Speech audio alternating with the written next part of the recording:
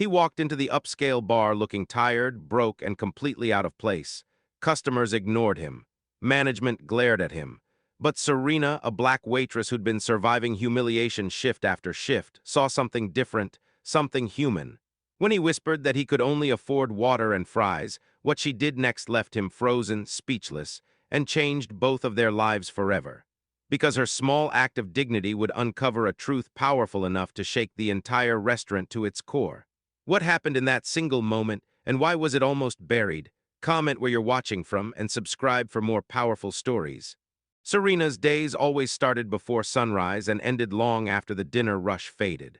The upscale bar where she worked prided itself on polished surfaces, wealthy regulars, and the illusion of perfection. But for Serena, it was a place where she fought daily to hold on to her dignity. As one of the only black women on staff, she'd learned to navigate the unspoken rules, smile through disrespect, swallow frustration, and survive the nights when tips disappeared or managers made her feel invisible. Still, she pushed through every shift, driven by the quiet resilience her family had passed down for generations. Her normal life was a cycle of exhaustion and determination. She had dreams, responsibilities, and people depending on her. But in that bar, she often felt the weight of inequalities others pretended not to see. The wealth around her sparkled, yet she lived one unexpected bill away from losing stability.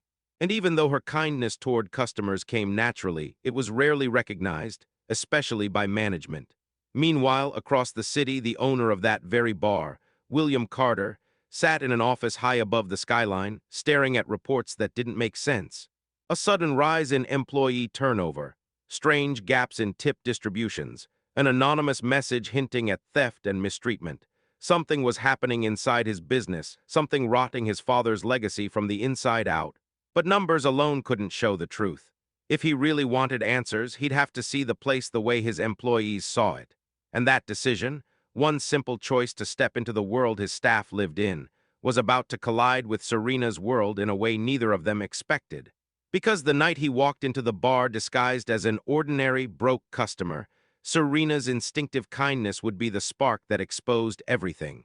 What waited for them on the other side of that moment would change both their lives forever. The night that would expose everything began like countless others for Serena. Overbooked tables, impatient customers, and a manager whose eyes followed her not with respect, but with suspicion. As the only black woman on the floor during the busiest hours, she carried the weight of expectations that none of her white coworkers were forced to bear. She moved with practiced grace, delivering orders with kindness even when voices snapped at her or eyes dismissed her. But behind every smile was the quiet truth she lived with daily. The rules were always different for her. One small misstep could cost her a shift or worse. Management made sure of that. While her white coworkers were praised for efficiency, Serena's efforts were scrutinized. When others made mistakes, excuses were made. When she made one, it was written down. And every time tips were counted at the end of the night, the envelope handed to her never matched the effort she poured into her tables. Yet she said nothing. She couldn't afford to. Silence was her shield in a place where speaking up carried consequences. That same night, a man entered the upscale bar wearing a worn-out jacket and muddy work boots. William Carter, the billionaire owner, undercover and unrecognizable. He expected to see how his staff treated customers, but he hadn't expected to see how his staff treated each other, especially Serena. The moment he walked in, the shift in the room was unmistakable. The hostess seated him at the bar, far from the well-dressed regulars. Management barely acknowledged him, and yet Serena, exhausted but instinctively compassionate, approached him with the same kindness she offered everyone. What he ordered told its own story, the cheapest item on the menu hesitantly, as if embarrassed by the price. She saw the discomfort in his eyes, the tired slump in his shoulders. She'd seen that look before, because she had worn it herself. Her instinct was simple, dignity first. When the kitchen had extra food prepared, food the staff usually threw out, Serena quietly offered it to him, refusing to let someone go hungry under her watch. She did it knowing exactly what it would cost her. Management didn't tolerate compassion unless it increased profit, and sure enough, the floor manager approached, his tone sharp and cold. He questioned her decision, made a point of embarrassing her, and warned her that the cost of the meal would be deducted from her already small tips. Then he cut her hours for the night, punishing her as if kindness were a crime reserved only for those who looked like they belonged. William watched the entire exchange. What shocked him wasn't just the cruelty aimed at Serena, it was the efficiency of it, the confidence. It was the certainty of a man who believed no one above him cared enough to intervene, especially not for a black woman he viewed as disposable. As Serena continued serving tables with quiet dignity, William saw the truth unfold, the unequal treatment, the dismissive tone, the way customers treated her differently, the way her manager used intimidation to keep her silent. This wasn't just about stolen tips. This wasn't just about one unfair interaction. This was a culture, one Serena had survived far longer than anyone realized. By the time the night ended, William had seen enough to know he wasn't dealing with a simple workplace issue. Something deeper, uglier, and long ignored was happening right in the heart of his business, and the evidence he was about to uncover next would turn suspicion into undeniable truth. But he had no idea that Serena, too, had been gathering her own proof, quietly documenting every injustice. And when both truths collided, nothing in that restaurant would remain standing. The next morning, the staff gathered in the meeting room, confused, tired, and unaware that the truth was about to crash down like a storm no one could escape. Serena sat quietly near the back, her heart racing. She had been called in on her day off, something that never happened unless trouble was coming.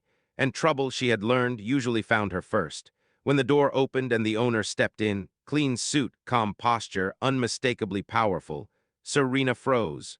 The man she had fed the night before, the man she had protected from humiliation, was standing at the front of the room with authority she had never witnessed up close.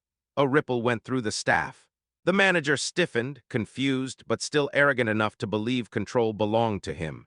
But the moment William's eyes locked onto Serena, something in the room shifted. He began recounting what he had seen the night before. The discrimination, the punishment, the casual cruelty aimed at a woman who had done nothing but show kindness. Every word tightened the space around them, and the manager's confidence began to fracture. Then the owner turned toward the staff and played the security footage. The room went silent. Clip after clip showed the manager pocketing tip money, falsifying amounts, and controlling distributions with unmistakable intent. But it was the contrast, the moments showing how Serena was treated, that made the silence heavier, sharper, the way she was dismissed, the way she was punished, the way her labor was exploited differently from everyone else's. It wasn't just theft, it was targeted harm. Serena felt her throat tighten. She wasn't used to being believed, especially not by someone in power. But then William looked at her and asked gently, "Do you have anything you'd like to share?"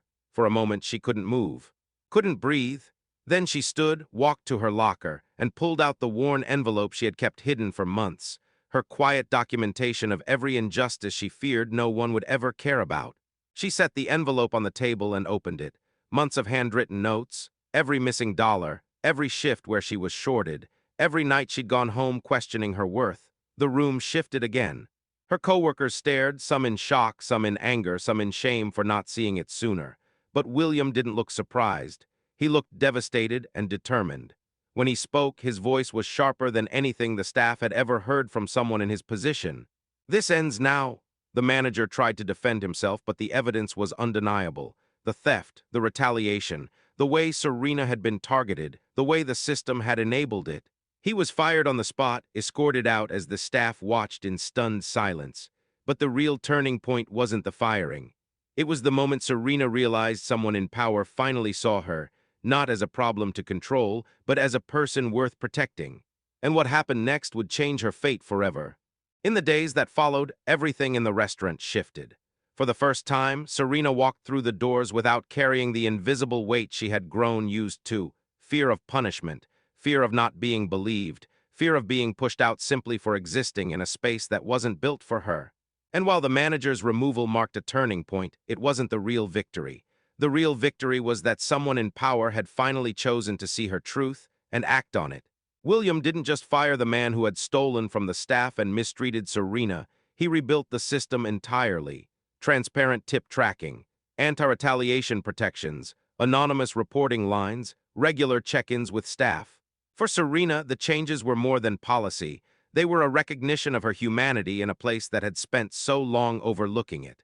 And when William offered her a leadership role, trusting her judgment, valuing her voice, it wasn't charity. It was justice. It was acknowledgement of the strength she had shown long before anyone knew her name. Yet even as Serena stepped into her new chapter, a deeper truth stayed with her. What happened to her wasn't rare. It was part of a pattern thousands of black workers face every day. Being underpaid, disrespected, dismissed, and punished for speaking up isn't just a bad manager. It's a system, a silence, a structure built to make people like her feel small, powerless, replaceable. Her story broke that silence, but how many others are still living it? As Serena watched customers walk in and coworkers move with renewed confidence, she understood that healing wasn't instant, and justice wasn't automatic. It had to be built, protected, fought for, and she had become part of that fight, because one act of dignity, one moment where she chose kindness over fear, had exposed an entire truth. The question now is, how many more stories like Serena's must unfold before workplaces truly become equal? If this story moved you, share it with someone who needs to hear it. And make sure you subscribe to Black Community Struggles for more powerful stories about justice, truth, and our community's fight to be seen.